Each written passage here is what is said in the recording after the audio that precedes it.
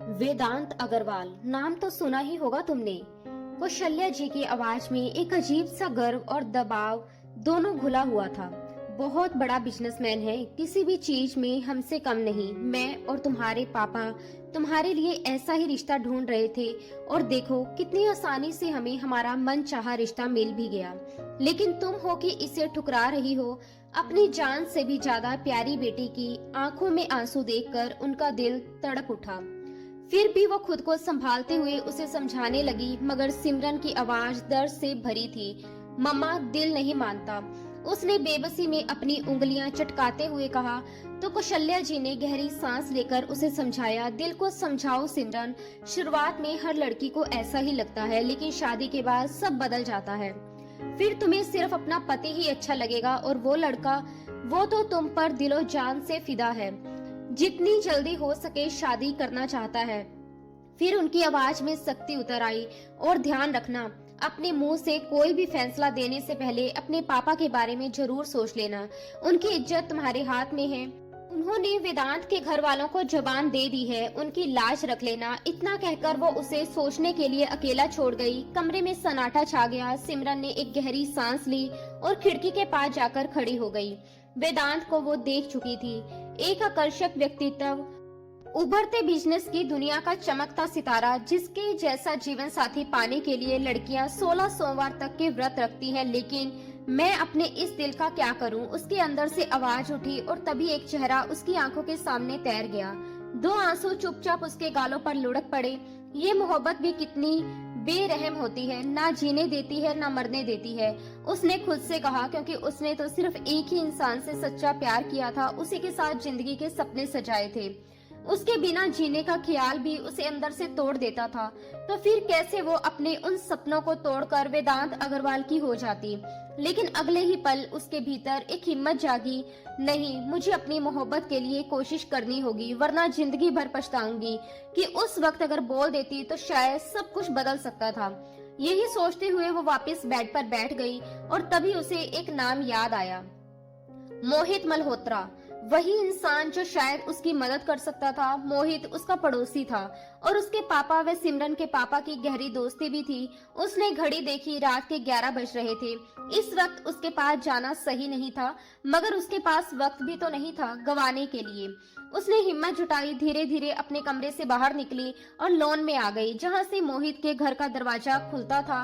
एक ऐसा दरवाजा जो अक्सर लॉक नहीं होता था। उसने धीरे से दरवाजा खोला और अंदर चली गई।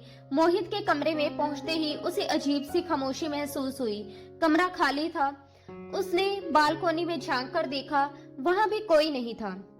मायूस होकर वो लौटने लगी ही थी कि अचानक ड्रेसिंग रूम का दरवाजा खुलने की आवाज आई। उसने पलटकर देखा, मोहित बिना शर्ट के सिर्फ ट्राउजर में बाहर आ रहा था। सामने खड़ी सिमरन को देखते ही उसका चेहरा गुस्से से तमतमा उठा। उसकी आंखों में चिंगारियां भड़क उठी। वो तेज कदमों से उसकी ओर बढ़ा और सिमरन उसे बस हैरानी से देखती रह गई। शर्म नाम की कोई चीज है भी तुम्हारे अंदर? उसकी आवाज में तिरस्कार साफ झलक रहा था। मुझे तो पता था तुम में हदें पार करने की आदत है, लेकिन इतनी गिर जाओगी ये नहीं सोचा था। रात के 11 बजे एक जवान लड़के के कमरे में क्या कर रही हो और इस तरह घूर रही हो जैसे पहले कभी किसी मर्द को नहीं देखा। उसके शब्द सिमरन के दिल को चीरते चले गए। तभी उसे होश आया। उसने जल्दी से नजरें फेर ली। उसकी मजबूत काया और ब्लैक सैंडो में उभरते मसल्स उसे और असहज कर रहे थे। सॉरी, मुझे माफ कर दीजिए, मुझे आपसे बहुत जरूरी बात करनी थी। इसलिए उसकी आवाज कांप रही थी। लेकिन मोहित ने बेरुखी से जवाब दिया, ऐसी कौन सी बात है जो दिन में नहीं हो सकती थी? और जो भी जरूरी बात है अपने माँ बाप से कहो। अगर उन्हें मेरी जरूरत होगी तो वो खुद मुझसे बात कर लेंगे। अब निकलो मेरे कमरे से। इतना कहकर उसने उसका हाथ पकड़कर उसे बाहर कर दिया और अगले ही पल दरवाजा उसके मुंह पर बंद कर लिया। सिमरन के लिए जैसे सब कुछ खत्म हो गया। उम्मीद की आखिरी किरण भी उससे छिन गई थी। उसकी आंखों से आंसू बहने लगे, दिल भारी हो गया और वो टूटे हुए कदमों से वापस अपने कमरे की ओर लौट गई। कौशल्या जी किचन से पानी का जग भरकर जैसे ही कमरे की ओर बढ़ रही थी, तभी उनकी नजर बाहर से अंदर आती सिमरन पर पड़ी और वो घबरा उठी। सिमरन, इतनी रात को कहाँ गई थी बेटा? मेरा तो दिल ही घबरा गया था। उनकी आवाज में चिंता साफ झलक रही थी, जबकि सिमरन ने खुद को संभालते हुए धीमे से जवाब दिया, मम्मा बस थोड़ा सा घबराहट हो रही थी, इसलिए बाहर लॉन में ताजी हवा लेने चली गई थी। कौशल्या जी ने राहत की सांस ली, उसके सर पर प्यार से हाथ फेरा और बोली, अच्छा चलो ठीक है, अब जाओ और आराम करो, रात काफी हो चुकी है। वो मुड़कर जाने ही लगी थी कि अचानक सिमरन की धीमी लेकिन भारी आवाज ने उन्हें रोक लिया। मम्मा मैं शादी के लिए तैयार हूँ। ये कहते हुए उसने अपने आंसुओं को जैसे गले में ही निगल लिया। उसकी आवाज में छिपा दर्द सिर्फ वही महसूस कर सकती थी।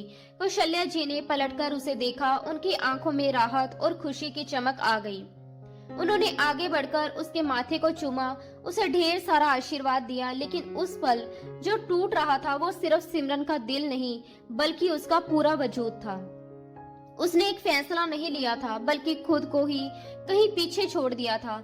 लेकिन कहानी यहीं खत्म नहीं हुई। असली तूफान तो कुछ ही दिन बाद आने वाला था। क्या कह रही हो कौशल्या? तुम्हारा दिमाग तो ठीक है ना? बलवंत जी की आवाज गूंज उठी जब कौशल्या जी ने घबराते हुए कहा, मैं सच कह रही हूँ, सिमरन पार्लर में नहीं है और घर भी नहीं आई। मैंने पूरा घर छान मारा। ये सुनते ही बलवंत जी जैसे सुन पड़ गए और पास रखी कुर्सी पर ढह गए। उनके चेहरे का रंग उड़ चुका था। संभालो खुद को बलवंत, संभालो। घर के बाकी लोग उन्हें संभालने लगे, लेकिन हालात हाथ से निकलते जा रहे थे। सिमरन कहाँ जाएगी? मैं अभी पार्लर फोन करके पूछता हूँ। धर्मवीर जी ने तुरंत फोन मिलाया, मगर जवाब ने सबके पैरों तले जमीन खिसका दी। वो तो आधा घंटा पहले ही यहाँ से निकल चुकी थी, जबकि पार्लर से घर की दूरी सिर्फ 5 मिनट की थी और सिमरन अब तक घर नहीं पहुंची थी। मतलब साफ था वो जा चुकी थी, शायद हमेशा के लिए। उस एक खबर ने पूरे घर में तूफान ला दिया। हर तरफ अफरा तफरी मच गई।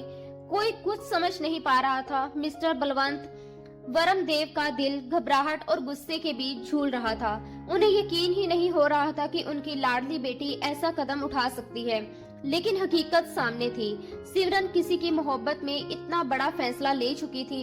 उसी वक्त घर में मौजूद हर शख्स की नजर एक ही इंसान पर जाकर टिक गई, धर्मवीर साहब का बेटा मोहित मल्होत्रा। सबको भरोसा था कि अगर कोई उसे ढूंढ सकता है तो वो सिर्फ मोहित ही है।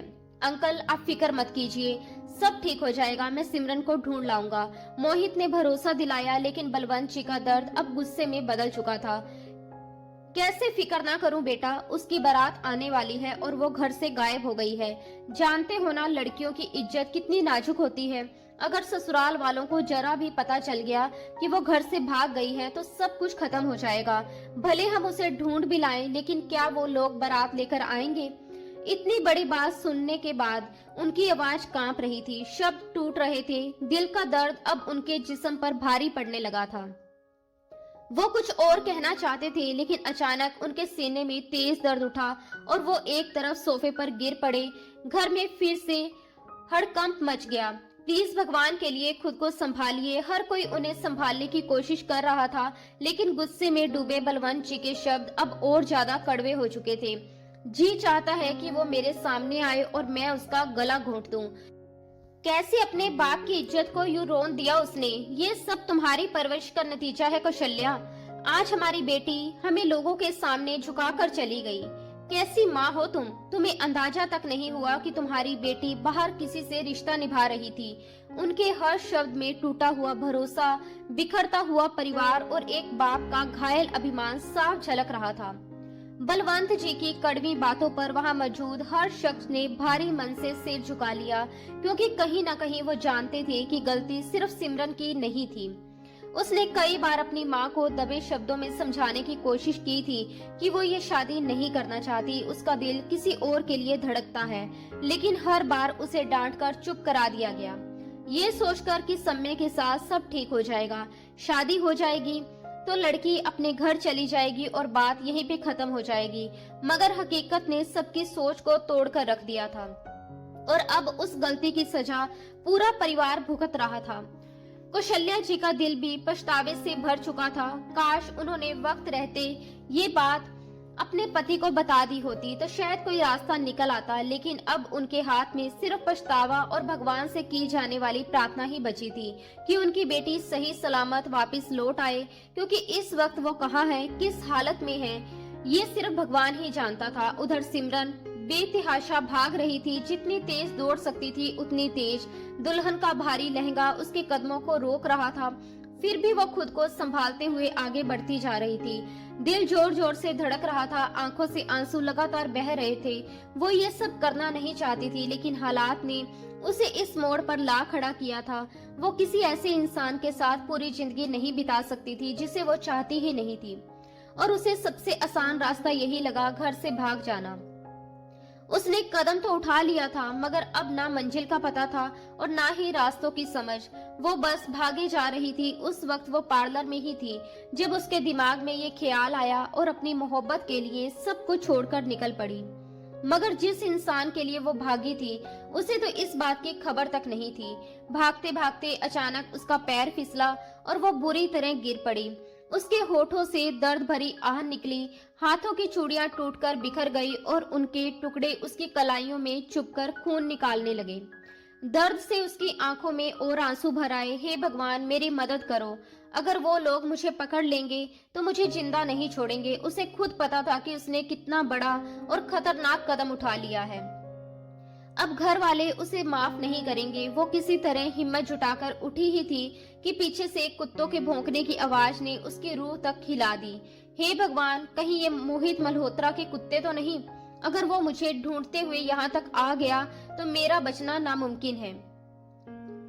वो तो पहले ही मेरा सबसे बड़ा दुश्मन है। डर के मारे उसका दिल बैठने लगा, मगर उसने खुद को संभाला और फिर से भागने लगी। तभी सुनसान सड़क पर अचानक एक सफेद कार आकर उसके बिल्कुल सामने रुक गई।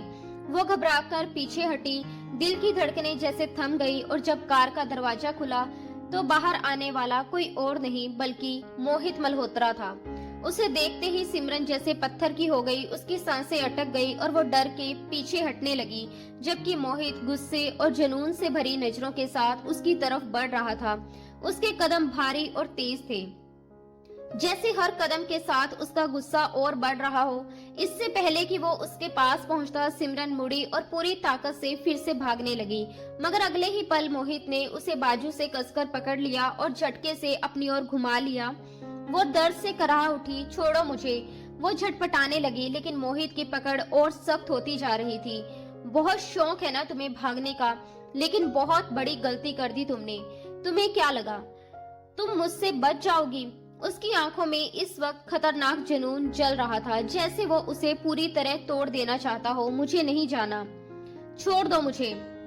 सिमरन लगातार खुद को छुड़ाने की कोशिश कर रही थी, लेकिन मोहित उसे घसीटते हुए कार की तरफ ले जा रहा था। जैसे ही वो उसे गाड़ी में धकेलने वाला था, सिमरन ने अचानक उसकी कलाई पर जोर से दांत गड़ा दिए।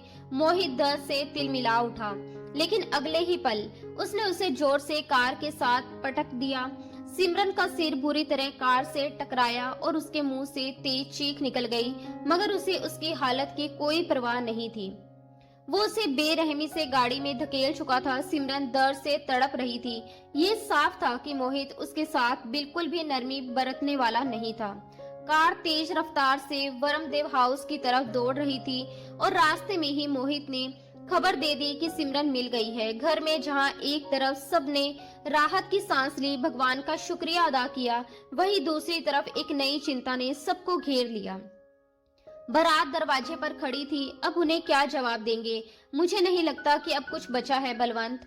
उन्हें सच्चाई बता दो ताकि बाद में वो खुद ही इनकार कर दें, धर्मवीर जी ने गंभीरता से कहा। मगर इससे पहले कि कोई और कुछ बोलता, बलवंत जी का गुस्सा फूट पड़ा। करने दो इनकार, उसके बाद मैं अपनी बेटी को जिंदा जमीन में गाड़ दूंगा। उनके शब्दों में ऐसा जहर था कि सुनकर कौशल्या जी सहर उठी।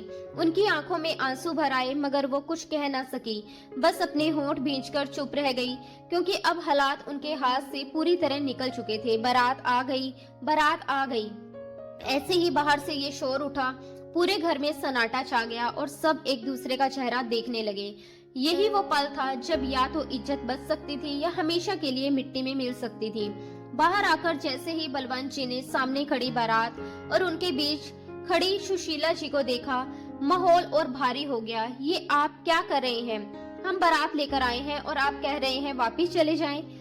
आखिर बात क्या है? सुशीला जी ने ठहर ठहर कर मगर सख्त लहजे में पूछा। सिमरन उनके बेटे वेदांत की पसंद थी। पहले ही नजर में वे उस पर फिदा हो गया था और बिना ज्यादा सोचे समझे उन्होंने ये रिश्ता पक्का कर दिया था। लेकिन आज हालात पूरी तरह से बदल चुके थे। बलवंत जी ने भारी मन से कहा, आप लोगों को तकलीफ होगी, इसलिए बेहतर है कि आप वापिस चले जाएं। वो झूठ बोलकर बेटी का घर नहीं बसाना चाहते थे। साफ साफ कहिए, आखिर हुआ क्या है? सुशीला जी ने माथे पर बल डालते हुए फिर पूछा। तभी पीछे खड़ी एक रिश्तेदार औरत ने धीरे लेकिन साफ आवाज में सच उगल दिया। लड़की घर से भाग गई है। ये सुनते ही जैसे सुशीला जी के पैरों तले जमीन खिसक गई। क्या क्या सच में? उनके शब्द लड़खड़ा गए और बलवंत जी ने शर्म से सिर झुका लिया। अगले ही पल सुशीला जी का गुस्सा फूट पड़ा। कितनी शर्म की बात है मिस्टर वर्मदेव, अगर आपकी बेटी का दिल नहीं था तो पहले बता देती। हमें बारात के दिन बुलाकर जलील करने की क्या जरूरत थी? हमारी भी कोई इज्जत है, कोई रुतबा है। आपने तो सब मिट्टी में मिला दिया। उनके हर शब्द में ताना और अपमान भरा था। बलवंत जी के पास जवाब देने के लिए कुछ नहीं था। बस इतना ही कह सके, आप लोग जा सकते हैं। उनकी आवाज टूटी हुई थी, जैसे किसी ने उनका सब कुछ छीन लिया हो।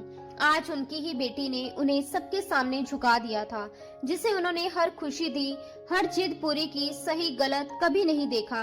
उसी ने 4 दिन की मोहब्बत के लिए रिश्ते को ठुकरा दिया। लानत है ऐसी परवरिश पर। सुशीला जी का गुस्सा थमने का नाम नहीं ले रहा था।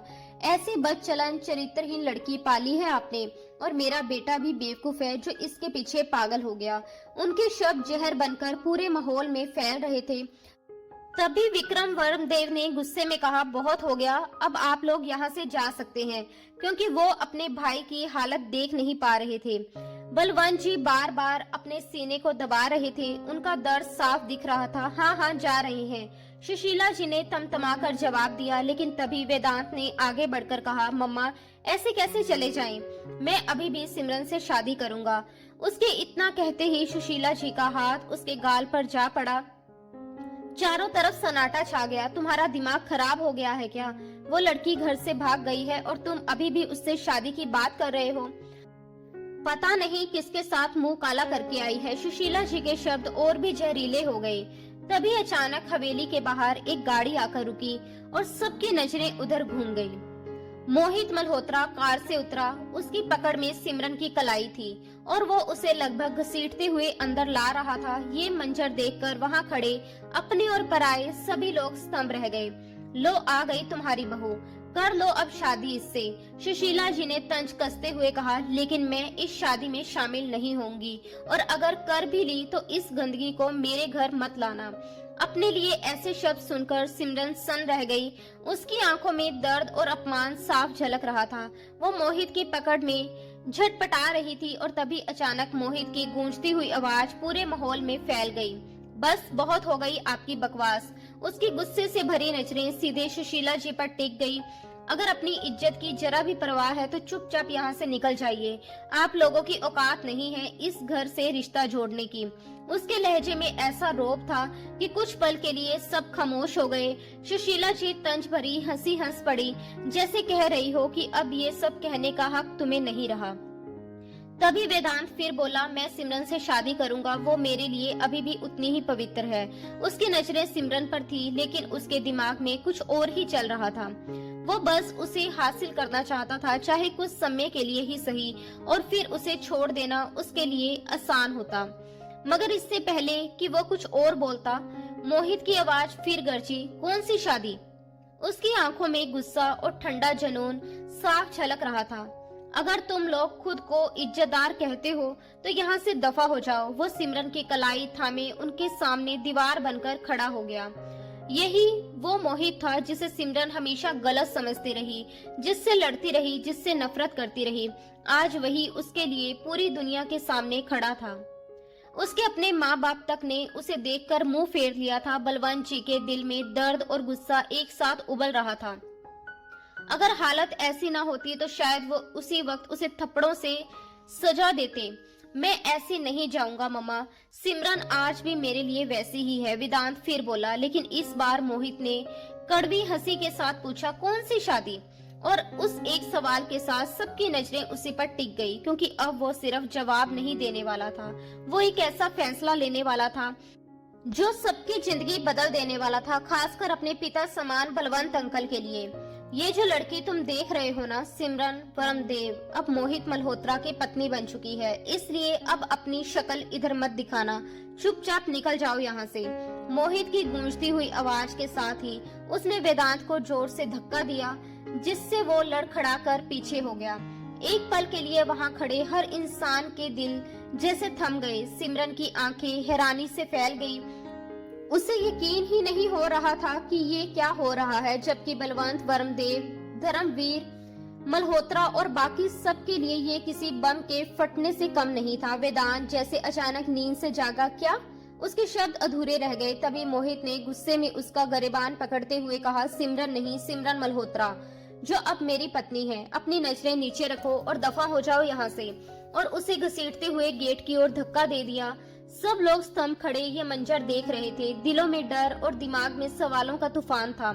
कुछ ही देर में बारात वापस लौट गई और अब हवेली में सिर्फ सन्नाटा और अजीब सी बेचैनी रह गई थी।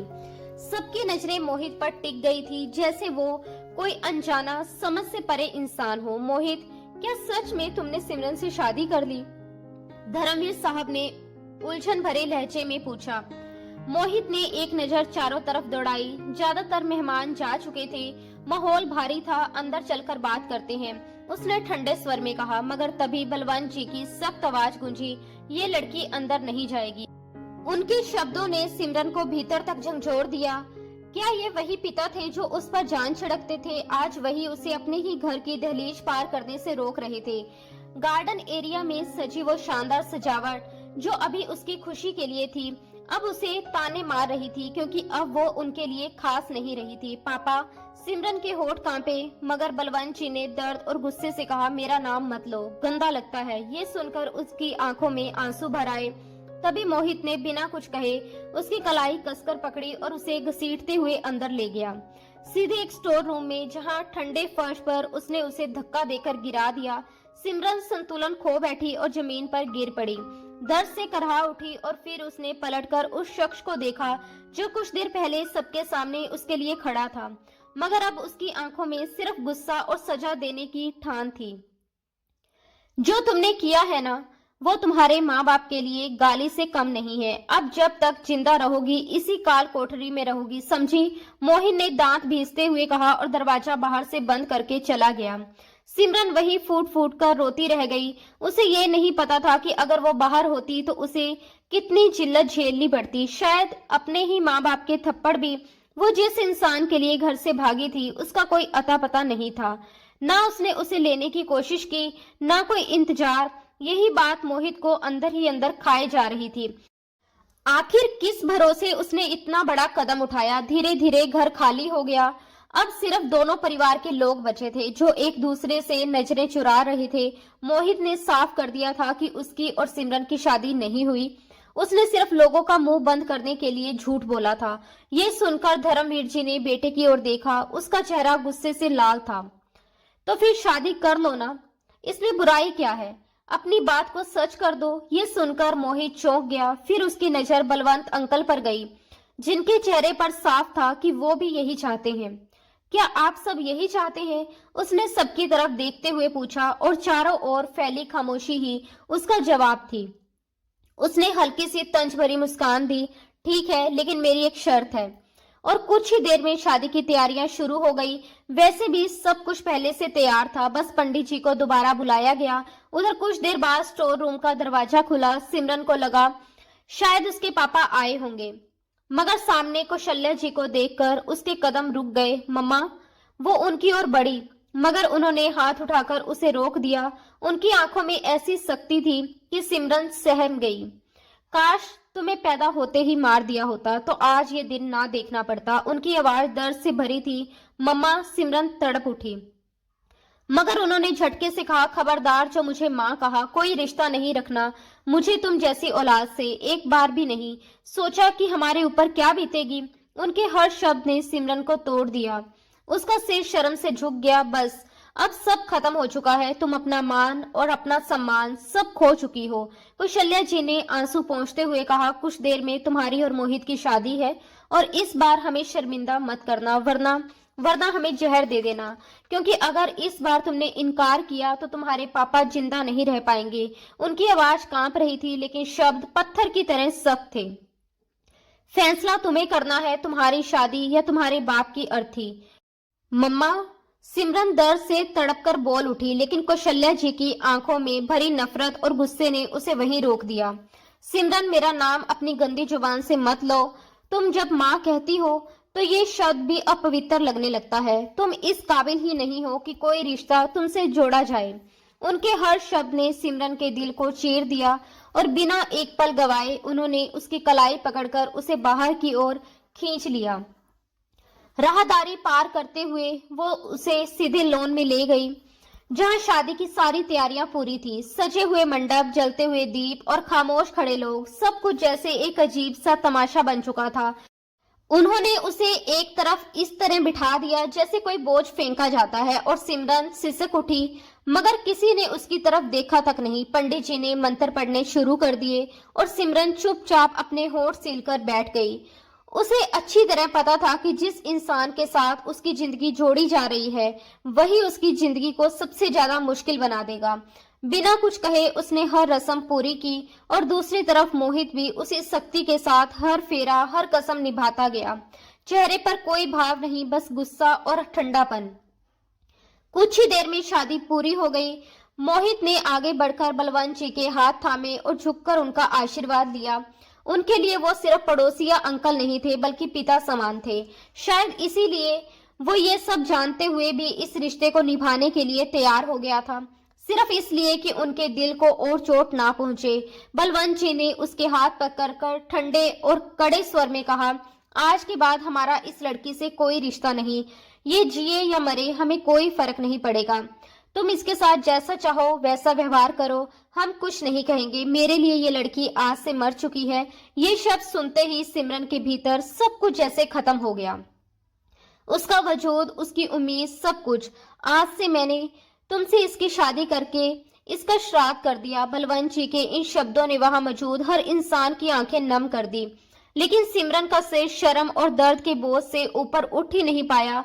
उसके कानों में बस वही शब्द गूंज रहे थे, मगर कोई भी उस फैसले के खिलाफ खड़ा नहीं हुआ। धीरे धीरे सब लोग वहां से हट गए। कौशल्या जी भी एक आखिरी नजर उस पर डालकर अंदर चली गई। धर्मवीर साहब ने बेटे की तरफ देखा। उनकी आंखों में समझाने की कोशिश थी, क्योंकि वो जानते थे कि सिमरन की गलती बड़ी है, लेकिन फिर भी अब हालात बेटे के हाथ में थे। कुछ देर बाद मोहित सिमरन की ओर बढ़ा। उसकी कलाई को सख्ती से पकड़कर उसे खड़ा कर दिया। सिमरन ने अपनी डरी हुई हिरनी जैसी आंखें उठाकर उसकी तरफ देखा, लेकिन उसकी आंखों में जलते गुस्से को देखकर सहम गई। वो समझ नहीं पा रही थी कि अब उसके साथ क्या होने वाला है। मोहित बिना कुछ बोले उसे बेरहमी से खींचता हुआ अपने हिस्से की ओर ले गया। दोनों के घर साथ साथ थे और लॉन के बीच लगा गेट दोनों को जोड़ता था। उसे खींचते हुए वो अपने कमरे तक पहुंचा और अंदर आते ही उसने उसे जोर से बिस्तर पर फेंक दिया। दरवाजा बंद कर उसने उसकी तरफ कदम बढ़ाए। सिमरन डर के मारे पीछे खिसक गई। उसकी आंखों में साफ डर था, लेकिन मोहित की आंखों में सिर्फ आग थी। उसने अपनी शर्ट के बटन खोलकर उसे एक तरफ फेंका और ये देखकर सिमरन के होंठ कसकर भींच गए।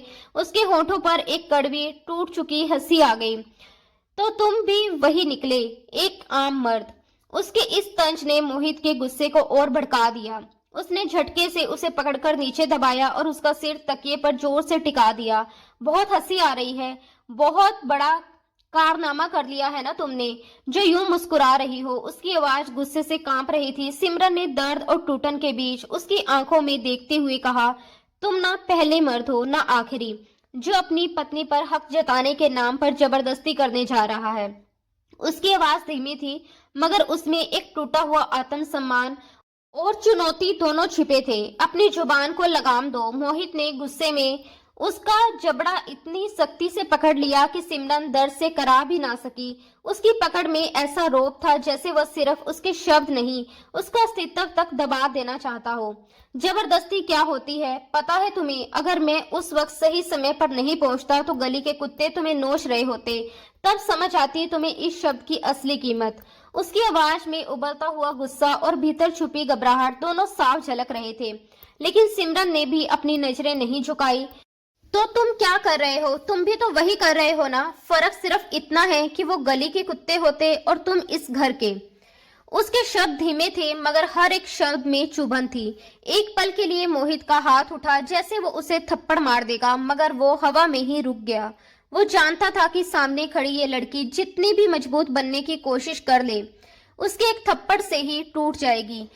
लेकिन फिर भी उसके शब्दों ने उसे अंदर तक झंझोर दिया था। गुस्से में उसने दीवार पर मुक्का दे मारा, इतनी जोर से कि आवाज पूरे कमरे में गूंज उठी। मेरी सहन शक्ति को मत आजमाओ वरना अपने हाथों से तुम्हारा गला घोंट दूंगा। उसकी आवाज इस बार धीमी थी मगर उसमें ऐसा खौफ था कि सिमरन के पूरे जिस्म में सिहरन दौड़ गई।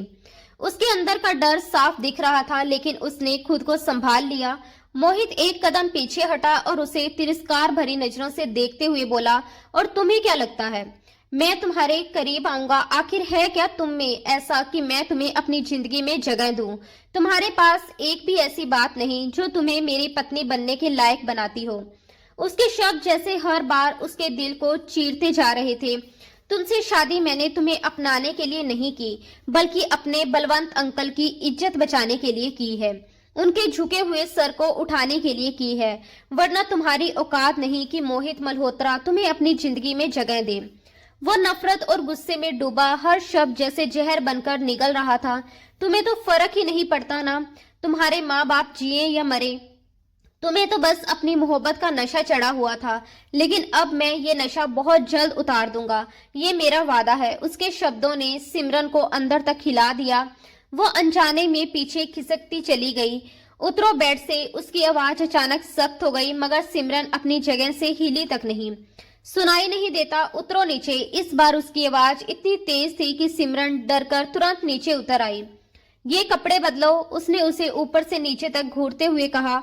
अब से तुम मुझे सजी सवरी नजर नहीं आओगी, बिल्कुल सादगी में रहोगी, समझी? सादगी मतलब सादगी।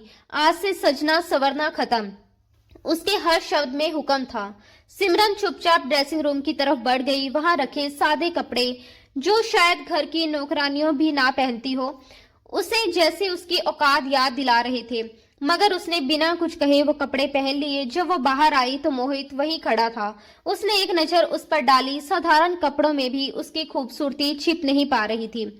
गोरी त्वचा, लालिमा लिए गाल, नीली आंखें और वो मासूमियत। लेकिन मोहित के लिए ये सब मायने नहीं रखता था।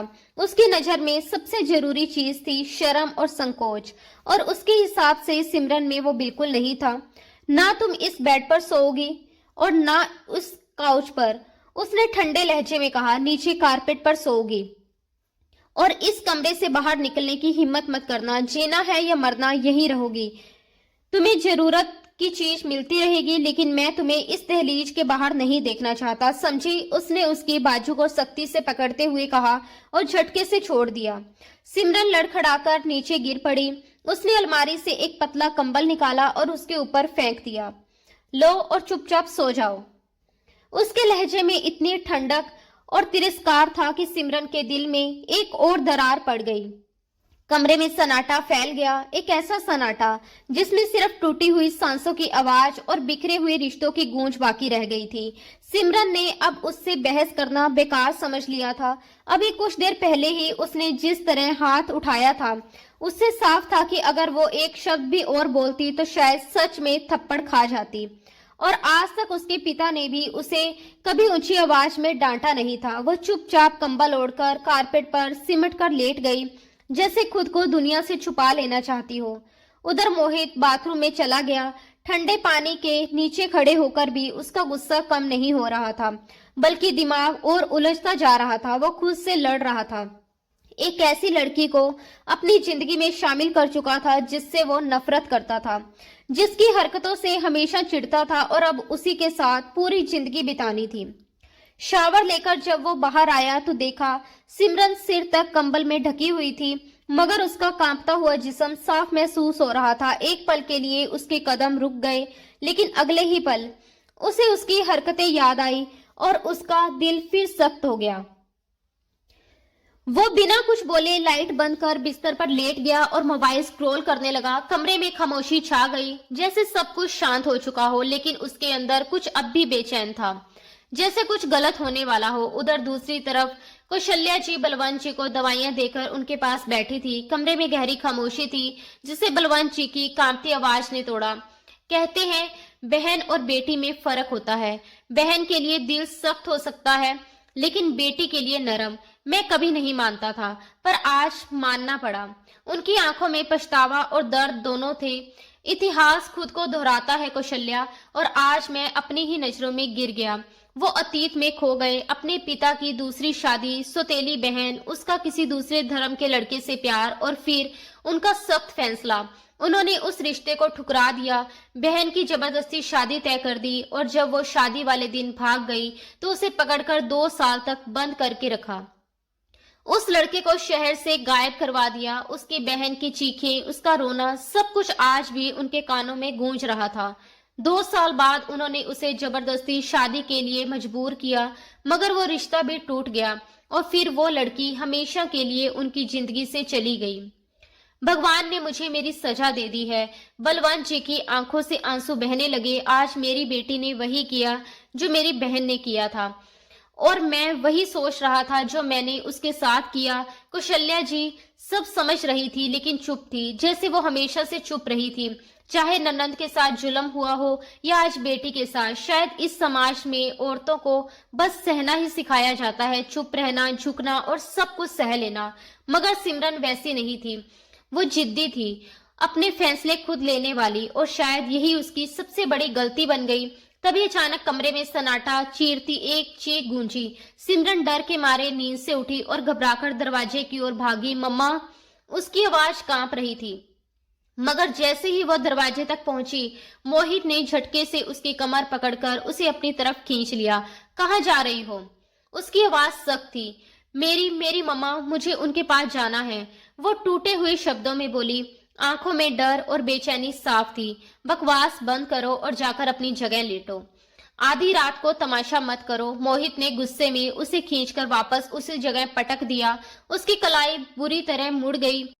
कल भी वो इसी कलाई पर गिरी थी, और अब दोबारा चोट लगने से दर्द असहनीय हो गया। वो वही सुंगड़कर बैठ गई, सिर घुटनों में छुपा लिया, एक हाथ से अपनी कलाई पकड़कर दर्द से करहाती रही, और आंसू लगातार बहते रहे। उसकी सिसकियां कमरे की खामोशी में गूंज रही थी। उसका यूं दर्द से तड़पना देखकर मोहित खुद को रोक नहीं पाया। वो फौरन घुटनों के बल उसके सामने बैठ गया और उसकी कलाई पकड़कर एक झटके से सीधा कर दिया। तेज दर्द से सिमरन चीख उठी और अनजाने में उसके सीने से आ लगी, जैसे उस दर्द में उसे वही सहारा मिल गया हो जिससे वो सबसे ज्यादा नफरत करती थी। कुछ पल के लिए दोनों ठहर गए। उसकी सिसकियां और मोहित की भारी सांसें कमरे की खामोशी में घुल गई। फिर मोहित ने खुद को संभालते हुए धीरे धीरे उसे अपने से अलग किया।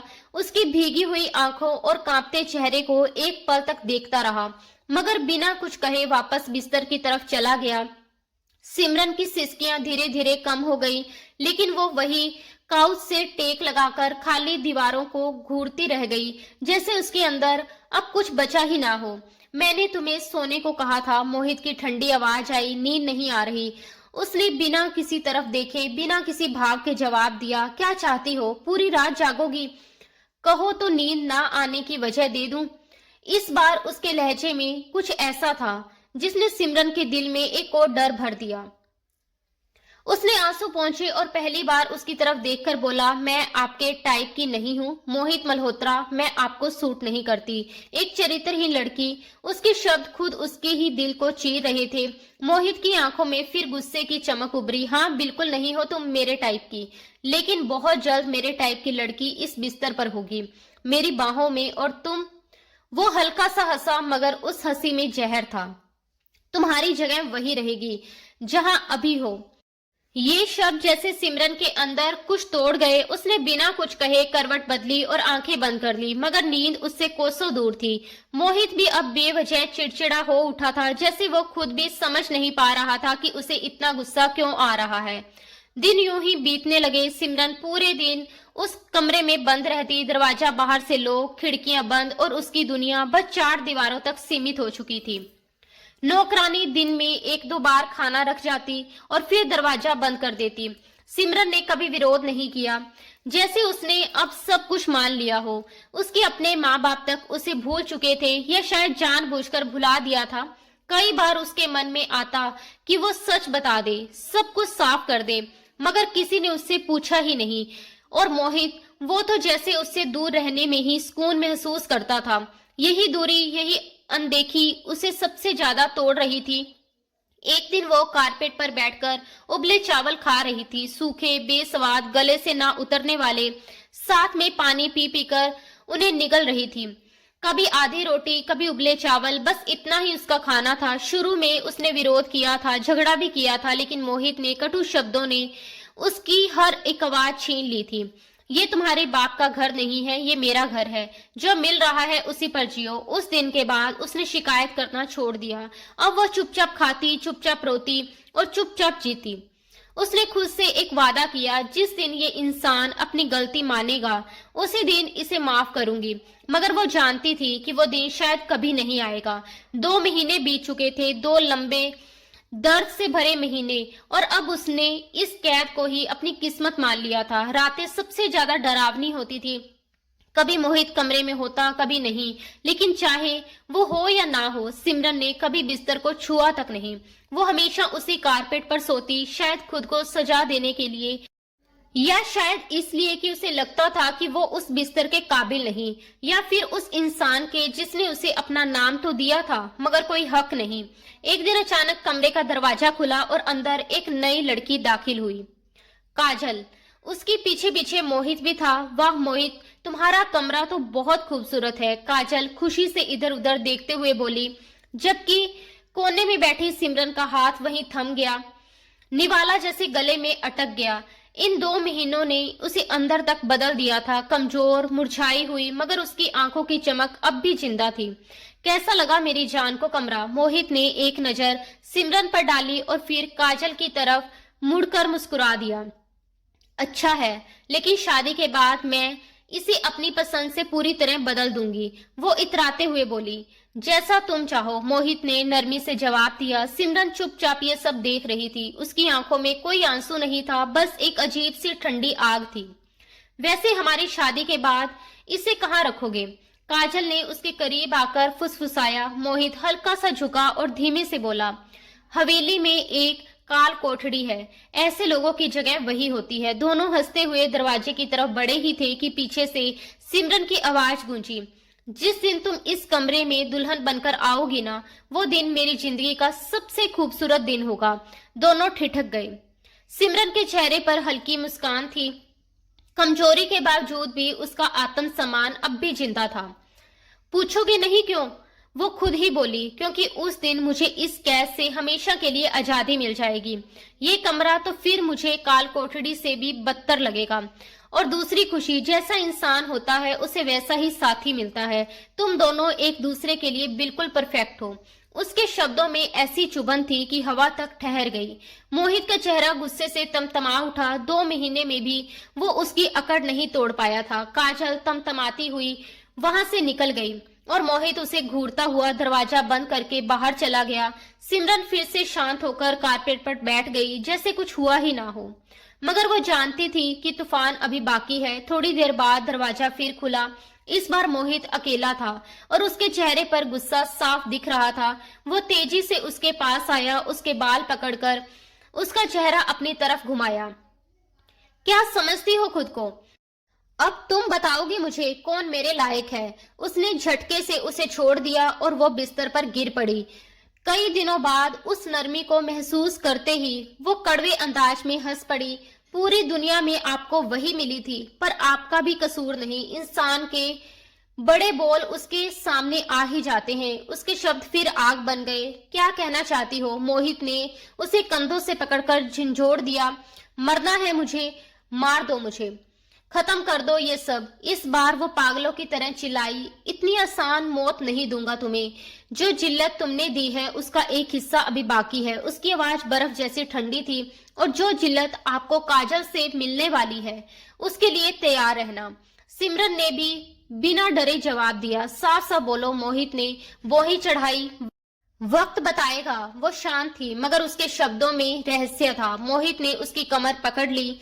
उसकी उंगलियों को दबाव सख्त था मगर दिल कहीं और उलझा हुआ था। इन 2 महीनों में उसने उसे जितना सजा दी थी उससे कई ज्यादा वो खुद उससे बनता जा रहा था। चाहता था वो बोले, रोए, माफी मांगे ताकि वो उसे माफ कर सके, उसे अपना सके। लेकिन सिमरन अब बदल चुकी थी। उसने चुप रहना सीख लिया था, इतना चुप कि अब उसके अंदर क्या चल रहा है ये कोई नहीं समझ सकता था। घर वालों ने भी अपनी मजबूरी में आंखें फेर ली थी। मोहित की शर्त थी कि कोई उनके बीच नहीं आएगा। माँ बाप तड़पते रहे मगर चुप रहे और सिमरन वो सब सहती रही, बिना शिकायत, बिना आवाज, जैसे अब उसके लिए कुछ भी मायने नहीं रखता। वह उसकी खामोशी तोड़ना चाहता था, इसलिए ही काजल को साथ लाया था ताकि वह जलकर उसे रोके। लेकिन सिमरन ने उसे पूरी आजादी देकर खुद ही पीछे हट जाना बेहतर समझा और यही बात मोहित को अंदर ही अंदर और बेचैन कर गई। वह सोचने लगा कि जिस लड़की को उसने सिर्फ 2 घंटे में ढूंढ निकाला, क्योंकि वह मोहित मल्होत्रा है जो कुछ भी कर सकता है, वही अपनी होने वाली पत्नी के दिल और उसके अतीत को समझ नहीं पाया। ये बात उसे चुभ रही थी। सिमरन लगातार तंज कस रही थी और वह बस उसे खामोशी से देखता जा रहा था। अचानक वह उसे अपने और करीब खींच लाया, जिससे सिमरन का दिल तेजी से धड़कने लगा, क्योंकि पिछले 2 महीनों में उसने कभी उसे छुआ तक नहीं था और आज उसके इस अचानक करीब आने से वह खुद को अजीब सी सिहरन में घिरा महसूस करने लगी। फिर भी उसने अपने जज्बात जाहिर नहीं होने दिए और मुस्कुराकर बोली, वह उसे कुछ भी नहीं बताएगी। उसके कान के पास झुककर उसने धीमे से फुसफुसाया और उसके होठों का हल्का सा स्पर्श छोड़ गई, जिससे मोहित के भीतर जैसे एक तूफान सा उठ गया। वह खुद को रोकते हुए भी उसके एहसास को अपनी रूह तक उतरता महसूस कर रहा था। उसने उसे और पास खींचते हुए कहा कि वह एक दिन उसकी पत्नी बनेगी और ये सुनकर सिमरन हैरान रह गई। उसे लगा जैसे उसने गलत सुन लिया हो। वह खुद को छुड़ाने की कोशिश करने लगी, लेकिन मोहित ने उनके बीच की आखिरी दूरी भी खत्म कर दी। अब वे इतने करीब थे कि उनके बीच हवा का गुजरना भी मुश्किल था। सिमरन खुद को कमजोर महसूस कर रही थी, जैसे उसमें अब विरोध करने की ताकत ही ना बची हो। जबकि मोहित ने उसे चुनौती देते हुए कहा कि अगर वह खुद को छुड़ा सकती है तो कोशिश कर ले। दर्द से भरी आवाज में सिमरन ने कहा कि उसे तकलीफ हो रही है, तो मोहित ने भी अपनी 2 महीने की पीड़ा जाहिर कर दी। उसके बाद सिमरन का दर्द शब्दों में बाहर आ गया। उसने कहा कि बिना उसकी बात सुने सबने उसे सजा दे दी। 2 महीने तक उससे रिश्ता तोड़ लिया गया और मोहित ने भी उससे सिर्फ खानदान की इज्जत बचाने के लिए शादी की, जिससे सब तो बच गया, लेकिन वह खुद अंदर से टूट गई। उसकी ये बात सुनकर मोहित को गहरी चोट पहुंची। उसने गुस्से में कहा कि उसकी भागने की गलती की सजा उसे पता भी है या नहीं, जिस पर सिमरन ने कड़वी हंसी के साथ जवाब दिया कि शायद उसे जिंदगी भर इस कमरे में कैद रखा जाएगा और एक दिन उसकी लाश ही बाहर निकलेगी। लेकिन उसने ये भी कहा कि उसके माता पिता को उसका चेहरा आखिरी बार देखने का हक ना दिया जाए, क्योंकि उन्होंने उसे पहले ही छोड़ दिया था। उसकी ये कड़वाहट मोहित के दिल को चीर गई और जब उसने उसकी मौत की बात सुनी तो वह अंदर से हिल गया। वह खुद को रोक नहीं पाया और एक पल में उसके बेहद करीब आकर उसकी सांसों को महसूस करने लगा, जैसे उसे यकीन दिलाना चाहता हो कि वह अब भी उसके साथ है। वह बोला कि वह अजीब लड़की है, खुद ही दिल दुखाती है और फिर मासूम बन जाती है। सिमरन अब पूरी तरह से कमजोर पड़ चुकी थी। अगर मोहित उसे संभाल नहीं रहा होता तो शायद वह गिर जाती। थोड़ी देर बाद कांपती आवाज में उसने अपनी कहानी बयां करना शुरू की।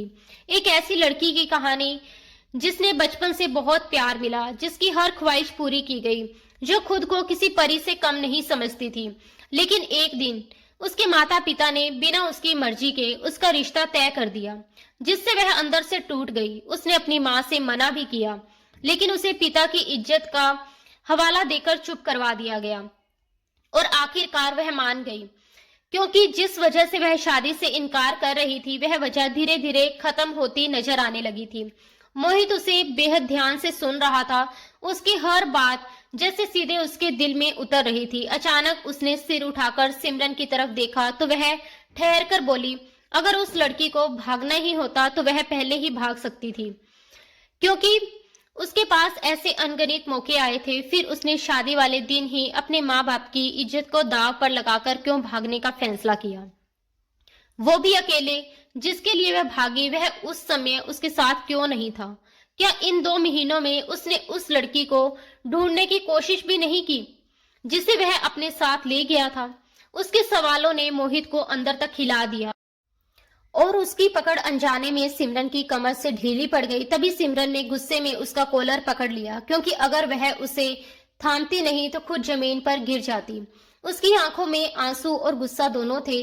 जब उसने पूछा कि आखिर उसे ऐसा कौन सा सबूत मिला जिससे वह उसके चरित्र पर सवाल उठाने लगा, उसके शब्दों में सच्चाई थी, फिर भी मोहित की उलझन बढ़ती जा रही थी। उसने फिर पूछा, अगर ऐसा कुछ नहीं था तो वह भागी क्यों? इस बार सिमरन बस हल्की सी मुस्कान के साथ बोली कि वह कुछ नहीं बताएगी, जो करना है कर ले, क्योंकि वह अपने ना किए की सजा पहले ही भुगत चुकी है और आगे भी भुगतने के लिए तैयार है। इतना कहकर उसने उसका कॉलर छोड़ दिया और पीछे हटते ही लड़खड़ा गई, लेकिन मोहित ने तुरंत उसे संभाल लिया। उसने उसे दूर धकेलते हुए कहा कि उसे उसकी हमदर्दी की जरूरत नहीं है, वह जाकर काजल से शादी कर ले और अपनी जिंदगी खुशी खुशी जिए। बस उसे बता दे कि उसे ये कमरा कब खाली करना है। उसके शब्द मोहित के दिल पर चोट कर गए और उसने झटके से उसे अपनी तरफ खींचकर उसके होठों पर फिर से अपने जज्बात जाहिर कर दिए। उसकी आवाज में बेचैनी थी। जब उसने फिर पूछा आखिर वह भागी क्यों थी, वह उसे अपने करीब लाते हुए बिस्तर तक ले आया, लेकिन सिमरन ने साफ कहा कि अगर वह इस तरह करीब आएगा तो वह कुछ नहीं बताएगी, चाहे अपनी जान ही क्यों न दे दे। उसके इस जिद्दीपन पर मोहित ने उसे डांटते हुए तकिए पर सिर टिका दिया और खुद उसके पास लेटकर उसका सिर अपने सीने पर रख लिया। सिमरन हैरानी से उसे देख रही थी, क्योंकि उसका ये बदला हुआ अंदाज उसे समझ नहीं आ रहा था। मोहित गहरी सोच में आंखें बंद किए पड़ा था और जब सिमरन ने थोड़ा दूर होने की कोशिश की तो उसने उसे और भी पास खींच लिया। फिर उसने धीमे से कहा कि इन 2 महीनों में उसका मोबाइल उसके पास था, लेकिन उसने कभी उसे खोलकर देखने की हिम्मत नहीं की। वह उसकी तरफ मुड़कर उसके गालों पर उंगलियां फेरने लगा, जिससे सिमरन का दिल तेजी से धड़कने लगा। वह अपने दिल और दिमाग के बीच चल रही लड़ाई को महसूस कर रहा था। दिमाग कहता था कि सच्चाई जाननी चाहिए, लेकिन दिल कहता था कि सिमरन साफ दिल की लड़की है। फिर उसने बताया कि 3 दिन पहले उसने उसका मोबाइल खोला। जब वह बंद हो गया था तो उसने उसे चार्ज पर लगाया। उसकी उंगलियां धीरे धीरे उसके चेहरे से गर्दन तक फिसल रही थी और उसकी धड़कनों की रफ्तार बढ़ती जा रही थी। उसने कहा कि उसे उसके भागने का राज तो नहीं मिला, लेकिन एक और राज जरूर सामने आ गया। ये सुनकर सिमरन ने तुरंत उसका हाथ पकड़ लिया, जैसे उसे आगे बढ़ने से रोकना चाहती हो। उसकी सांसें तेज हो गई थी। मोहित ने गहरी नजरों से उसे देखा और फिर उसके बेहद करीब आकर धीमे से कहा कि उसे कभी अंदाजा नहीं था कि सिमरन उसे इतना चाहती है। उसकी ये बात सुनकर सिमरन की आंखों से आंसू बह निकले। मोहित ने उसके आंसू पोंछते हुए उससे पूछा कि जब वह उसे इतना चाहती थी तो उसने कभी बताया क्यों नहीं। सिमरन ने इनकार करने की कोशिश की, लेकिन मोहित ने मुस्कुराते हुए कहा कि वह उसके मोबाइल में अपने नाम का फोल्डर देख चुका है, जिसमें उसकी तस्वीरों से पूरी गैलरी भरी हुई है। अब भी वह मना कर रही है कि उसकी बातों में प्यार और शिकायत दोनों थे। फिर उसने सख्ती से पूछा कि आखिर वह भागी क्यों थी, क्योंकि अब इतना बड़ा सच जानने के बाद वह उससे दूर नहीं जा सकता। सिमरन डरते हुए उससे पूछ बैठी वह क्या करेगा, और मोहित ने धीमे लेकिन गहरे लहजे में कहा कि वह उसकी जिंदगी का हिस्सा बनकर रहेगा, क्योंकि अब उसे पता चल चुका था कि वह उसके दिल में बसा हुआ है। उसकी बातें सिमरन को और ज्यादा घबरा रही थी। और जब उसने उसे और करीब आने की कोशिश की तो वह घबरा गई और उसे खुद से दूर करने लगी। उसके चेहरे पर साफ डर और उलझन नजर आ रही थी। मोहित ने गुस्से और बेचैनी में उसे अपने करीब खींच लिया, उसके होठों को थामते हुए, जैसे वह उससे सच उगलवाना चाहता हो। लेकिन सिमरन इस अचानक बदले व्यवहार से घबरा उठी और उसके होठों से हल्की सिसकी निकल गई। उसकी आंखों में डर साफ नजर आ रहा था, फिर भी वह खुद को संभालने की कोशिश कर रही थी। मोहित बार बार उसे चेतावनी दे रहा था कि अभी भी समय है, सच बता दे, वरना बात और बिगड़ सकती है। लेकिन जैसे ही वह उसके और करीब आया, अचानक उसे अपनी गलती का एहसास हुआ। उसने सिमरन की हालत देखी, उसकी कमजोरी, उसकी घबराहट, और एक पल में उसका सारा गुस्सा शर्म और पछतावे में बदल गया। वह तुरंत पीछे हट गया और धीमे स्वर में माफी मांग ली। उसके इस बदले हुए अंदाज ने सिमरन को तोड़ दिया और वह रो पड़ी। उसने शिकायत की कि उसने उसे बहुत तकलीफ दी है, इतना कि वह खुद को पूरी तरह टूटता हुआ महसूस कर रही थी। मोहित ने उसे बिना कुछ कहे अपने सीने से लगा लिया, जैसे अब वह उसकी हर तकलीफ को अपने अंदर समेट लेना चाहता हो। दोनों की धड़कनें एक साथ चलने लगी और उस पल में एक अजीब सा सुकून था, जैसे लंबे समय बाद उन्हें राहत मिली हो। मोहित ने नरमी से कहा कि अगर वह सच नहीं बताना चाहती तो कोई बात नहीं, लेकिन इतना तो बता दे कि वह जो महसूस कर रहा है, क्या वह सच है। सिमरन बिना कुछ कहे उसके सीने में सिमट गई और यही उसका जवाब था। मोहित को अब एहसास हो रहा था कि वह उसे कितना चाहता है और ये भी कि उसने उसे समझने में कितनी देर कर दी।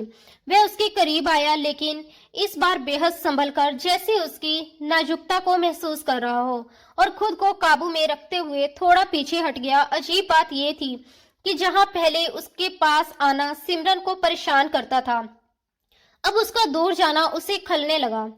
उसने हल्के से मुंह फेर लिया और पूछा कि क्या वह मायूस हो गया है। मोहित मुस्कुराया, उसका चेहरा अपनी तरफ मोड़ा और उसे अपने करीब कर लिया। उसने उसे समझाया कि बेकार की बातें दिल में ना रखे, फिर गंभीरता से कहा कि उसे याद होगा कि उसने हमेशा कहा था कि वह अपनी पत्नी उसी को बनाएगा जो उसके लायक होगी। उसकी ये बात सुनकर सिमरन के दिल में एक हल्की सी टिस उठी और उसने शिकायती लहजे में कहा कि शायद इसी वजह से वह पीछे हट गया था। और उसकी यही बात मोहित को एक पल के लिए चौंका गई, क्योंकि अब वह उसकी भावनाओं को पहले से कई ज्यादा साफ साफ समझ पा रहा था। सह पाओगी मुझे? मोहित ने उसके बेहद करीब आकर धीमे लेकिन गहरे लहजे में कहा। उसकी आवाज में एक अजीब सा भरोसा और चुनौती दोनों थे, जिसने सिमरन के दिल की धड़कनों को तेज कर दिया। उसकी सरगोशी जैसे उसके पूरे जिस्म में सिहरन बनकर दौड़ गई। फिर भी उसने बिना डरे बिना झिझके जवाब दिया, कोई शक है? उसके इस आत्मविश्वास भरे जवाब ने मोहित को एक पल के लिए ठहरा दिया। उसने उसे गौर से देखा, जैसे पहली बार उसे सच में समझ रहा हो, और फिर उसके माथे पर अपने होठ रख दिए। उस स्पर्श में अब कोई गुस्सा नहीं था, सिर्फ अपनापन और एक सच्चा एहसास था। मोहित ने हल्की सी मुस्कान के साथ कहा कि उसे अंदाजा नहीं था कि इन 2 महीनों में वह इतनी कमजोर हो जाएगी और साथ ही इतनी जिद्दी भी निकलेगी। सिमरन उसके सीने पर सिर टिकाए उसकी हर बात को महसूस कर रही थी, जैसे वह सिर्फ शब्द नहीं बल्कि उसके दिल की गहराई को सुन रही हो। तभी मोहित अचानक उठ खड़ा हुआ और कमरे की अलमारी और दराज एक एक करके खोलने लगा। सिमरन हैरानी से उसे देखती रही, क्योंकि उसने आज तक उन दराजों को छूने की भी हिम्मत नहीं की थी। जैसे ही अलमारी का अंदरूनी हिस्सा खुला, सिमरन की आंखें फैल गई। वहां ढेरों खाने पीने की चीजें सजी हुई थी, स्नैक्स, ड्राई फ्रूट और एक छोटा सा रूम फ्रिज, जिसे वह हमेशा दूर से ही देखती थी लेकिन कभी खोलने की हिम्मत नहीं जुटा पाई। फ्रिज के अंदर भी तरह तरह के जूस और खाने की चीजें भरी हुई थी। ये सब देखकर वह पूरी तरह हैरान रह गई, जैसे उसे यकीन ही ना हो कि ये सब उसके लिए हो सकता है। मोहित ने उसकी तरफ देखते हुए धीमे लेकिन साफ शब्दों में कहा, ये सब तुम्हारे लिए था सिमरन, सिर्फ तुम्हारे लिए, लेकिन तुमने कभी देखने की कोशिश भी नहीं की। उसकी आवाज में हल्की शिकायत थी, लेकिन उससे कई ज्यादा दर्द और अफसोस छुपा हुआ था। उसने आगे बताया कि वह जानबूझकर रात को कमरे में नहीं आता था ताकि वह सुकून से बिस्तर पर सो सके, लेकिन हर सुबह जब वह देखता तो सिमरन जमीन पर ही सो रही होती थी और बिस्तर बिल्कुल वैसा का वैसा होता जैसे किसी ने उसे छुआ तक ना हो। उसने गहरी सांस लेते हुए माना कि वह सख्त जरूर है लेकिन इतना बेरहम कभी नहीं था। उसकी आंखों में अब सच्चाई और पछतावा साफ दिखाई दे रहा था। वह धीरे से उसके पास आया, उसे प्यार से अपनी बाहों में भरा और फ्रिज से जूस निकालकर उसकी तरफ बढ़ा दिया। सिमरन ने कांपते हाथों से जूस लिया। उसकी आंखें अभी भी नम थीं। वह धीरे धीरे उसे पीने लगी और मोहित पास बैठा उसे देखता रहा। इस बार बिना किसी गुस्से के, बिना किसी गलतफहमी के, सिर्फ एक सच्चे एहसास के साथ। मोहित ने कुछ ड्राई फ्रूट्स भी निकालकर उसके पास रख दिए और खुद भी उसके साथ बिस्तर पर बैठ गया। सिमरन अब कंबल में सिमटी हुई थी। उसे इस तरह देखकर सिमरन खुद को रोक नहीं पाई और धीरे से बोली, शर्ट पहन लो, ठंड है। उसकी ये छोटी सी परवाह मोहित के दिल को छू गई। वह हल्का सा मुस्कुराया और उसके और करीब आकर बोला, आखिर बोल ही दिया तुमने, अब ठंड नहीं लगेगी, तुम हो ना मेरे साथ। ये कहते हुए उसने अपनी नाक उसकी नाक से छुआ दी। वो छोटे से पल में जो अपनापन था, उसने सिमरन के दिल की सारी दीवारें तोड़ दी। वह उसे अपने करीब समेटते हुए जैसे उसके सारे गिले शिकवे मिटा रहा था। उस रात दोनों ने अपने दिल के सारे बोझ उतार दिए और एक दूसरे को माफ करके जिंदगी में आगे बढ़ने का फैसला किया। अब उनके बीच ना कोई गलतफहमी बची थी और ना ही कोई दूरी। कुछ समय बाद जब सिमरन अपने माता पिता से मिली तो वे उसे गले लगाकर जैसे सुकून में भर गए। 2 महीनों की दूरियां और दर्द एक पल में पिघल गए। सिमरन भी अपने माता पिता को देखने के लिए तरस गई थी और अब उसने सारी नाराजगी भूलकर उन्हें दिल से माफ कर दिया। धीरे धीरे वह सच भी सबके सामने आ गया कि सिमरन बचपन से ही मोहित से प्यार करती थी, लेकिन उसके सख्त रवैये और दूरी की वजह से कभी अपने दिल की बात कह नहीं पाई। इसी वजह से उसने अपने पिता के तय किए रिश्ते को मान लिया था, क्योंकि उसे लगा कि उसका प्यार अधूरा ही रह जाएगा। लेकिन उसके भागने की असली वजह तब सामने आई जब उसने कांपती आवाज में कहा, पापा, रत्ना बुआ याद है ना आपको? उसके इतना कहते ही सब चौंक गए। फिर उसने बताया कि रत्ना बुआ ने उसे धमकी दी थी कि अगर वह शादी से नहीं भागी तो वह उसकी माँ को नुकसान पहुंचा देगी। ये सुनते ही सबके होश उड़ गए। सिमरन ने पूरी सच्चाई बताई कि काजल, जो उसकी दोस्त थी और रत्ना की बेटी भी, उसी साजिश का हिस्सा भी, उसी के जरिए ये पूरा खेल रचा गया था ताकि सिमरन की जिंदगी बर्बाद हो जाए। सबको लगा था कि सिमरन ने गलती की है, लेकिन असल में वह एक मजबूरी थी। मोहित ने भी सच स्वीकार किया। वह जानबूझकर काजल को लेकर आया था ताकि सिमरन को जलाकर सच निकलवा सके। लेकिन अब जब पूरी सच्चाई सामने थी तो उसे अपनी गलती का एहसास हो चुका था। घर वालों ने सिमरन से माफी मांगी, जिन्होंने बिना उसकी बात सुने उसे सजा दे दी थी। सिमरन ने भी अपने दिल को साफ रखते हुए सबको माफ कर दिया। आखिरकार जिस प्यार को वह सालों से अपने दिल में छुपाए बैठी थी, वही आज उसकी जिंदगी की सबसे खूबसूरत सच्चाई बन चुका था। मोहित अब सिर्फ उसका नाम नहीं बल्कि उसकी दुनिया बन चुका था और सिमरन ने भी अपने सारे दर्द भुलाकर उसके साथ एक नई, सच्ची और प्यार भरी जिंदगी की शुरुआत कर दी। दोस्तों, आज की कहानी आपको कैसी लगी कमेंट बॉक्स में जरूर बताएं। पसंद आई हो तो लाइक करना ना भूलें। ऐसी और रोमांटिक कहानियों के लिए हमारे चैनल से जुड़े रहें। मिलते हैं अगली नई कहानी के साथ। धन्यवाद दोस्तों। राधे राधे।